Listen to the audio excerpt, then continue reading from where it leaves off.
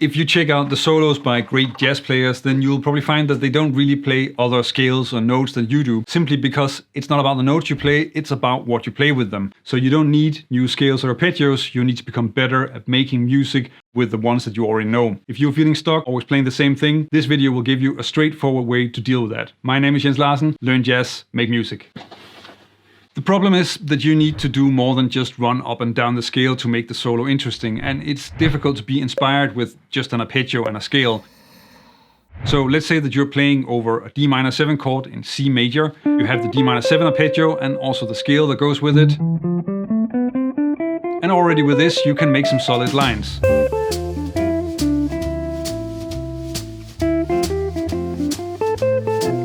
But quickly things start to sound similar, it gets a bit boring and not so fun to play. For all the chords you have to improvise over, you have melodic tools or types of building blocks that you can use to create the melodies. And if you start thinking about it like that, then you'll help yourself come up with new and better material. And you can make that into a checklist, and one of the first things you want to put on it will probably be the next thing I'm going to cover. An obvious and practical place to start is to go a little bit beyond the basic arpeggio. So you can try other arpeggios, or maybe change the rhythm of how you play the arpeggio. For example, turning it into an 8th note triplet works really well for getting a bebop sound.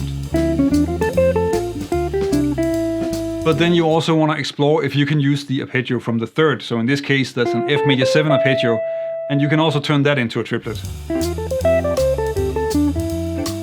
You could also see if the arpeggio from the 5th is an option. In this case that's an A minor 7 arpeggio, and then try to see if you can make a line with that. The way you use this to add to your vocabulary is of course that if you can't immediately come up with a line, then you can sit down and work on composing a few examples, and that way start to get it into your playing and add to your vocabulary. But maybe you don't feel like using arpeggios at all, let's try and add something else to the checklist. Chromaticism is an important part of the jazz sound, and there are many ways you can use this in your solos. Often a chromatic enclosure targeting a chord tone is a great idea. Or some shorter enclosures and a few leading notes. The important thing is that if you feel stuck on a chord and you have this type of checklist, it can help you come up with something to try or prompt you to use this to create something new. This is not for stuff that you practice in all variations. It is to remind you of things that you think sound great and that you want to use. Let's add another option that is a little less specific, but really useful. This is hardly a very precise term, but for a list like this, then the names don't really have to be sort of theoretically correct. It's more important that it resonates with you. So if you think about bebop tricks, then maybe you get an idea to play a Parker-inspired line with some chromaticism, like this one. Or maybe a line with some octave displacement.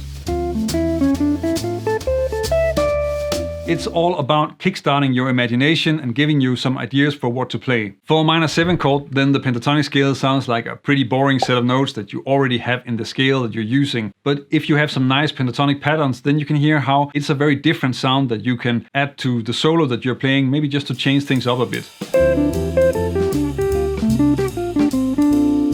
Maybe it'll fit with what you're hearing, maybe it won't. It could be that the bebop inspiration is better here, but it's still useful to have it on the list, and it only takes a second to decide whether or not that's the sound that you want. Since these concepts or building blocks that I'm listing here are just general sounds that I use, then maybe you have some other ideas, some other suggestions that would work really well for a list like this. So leave a comment on the video if you have a suggestion, maybe it will spark some ideas for others. Another option that you can mess around with is to add some outside phrases in there. Often a short side slip or a superimposed chord can be a great way to add some new sounds to this place in the song.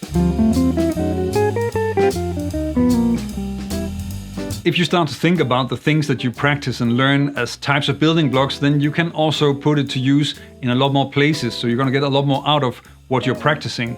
One genre where you want a lot of options is bebop. There's really a lot in this incredibly rich genre, and you need to check out this video where I go over some of the different melodic techniques that you'll find in bebop, stuff that you definitely want to add to your vocabulary.